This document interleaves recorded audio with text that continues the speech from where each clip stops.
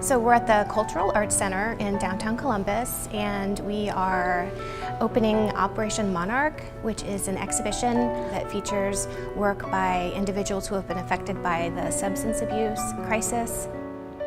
We really weren't sure how big it was going to be, but it turned out to be 65 artists, 93 pieces of a huge variety of things.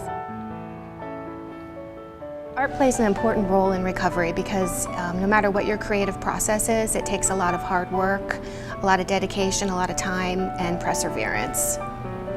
Unfortunately, our family has been visited by the opioid epidemic. I went through a whole lot of grief, shame, everything else that everyone else goes through, and had my own recovery along with my loved ones' recovery. And through my art, I was finding a release and then also a way to describe the emotions I was going through. I think part of this show is to show the reality of this whole thing, that it's here.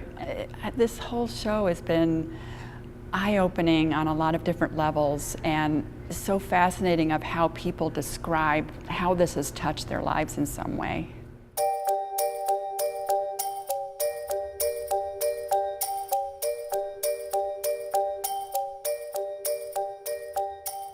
My life was very robotic when I was drinking. Like I was programmed just for like one thing, really, at the end. And that was drinking, destruction, and that was day in and day out. And so I think about like a robot that doesn't really have a choice in it, or that it just has a program and a robot does whatever it's programmed to do. When I was drinking, my life was so unbalanced. Physically, mentally, spiritually, all of the above.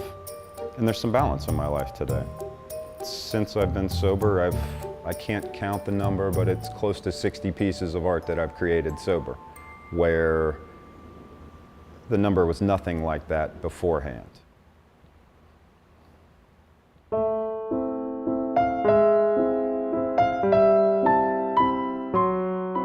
My situation was hopeless. Like I was probably a candidate for treatment before I graduated high school. I totally was, full-blown alcoholic and drug addict, by the age of 17. Like there got to be a certain point where the entirety of my life was about drugs and alcohol and a certain lifestyle around it. My life's drastically different now. Like I should be a statistic. I think I'd lose my mind if I didn't paint for a majority of the day, every day. I'm self-taught, so, it's not like this perfect Rembrandt-style portrait, so there's probably, a rough around the edges appearance to it. I think it's safe to say I'm rough around the edges. That's probably the nicest way to put it. Within, the painting that I painted, I hope it folks will dig in and learn a little American history. But it's a painting of Ronald Reagan smoking crack.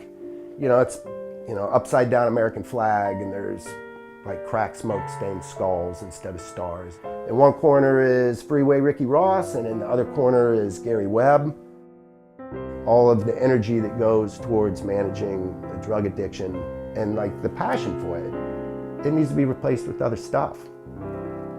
And for me, it's, creative endeavors.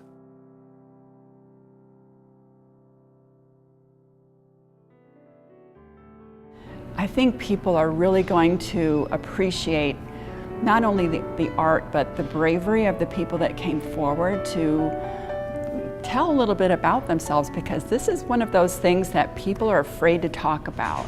And that's why we really wanted to have a show about it, to bring it to the forefront more and put a focus on it. I hope that people, when they view this exhibition, feel like they're not alone in the addiction crisis, and that they can go through and feel hopeful, and that recovery is possible, and that they walk away feeling inspired and supported.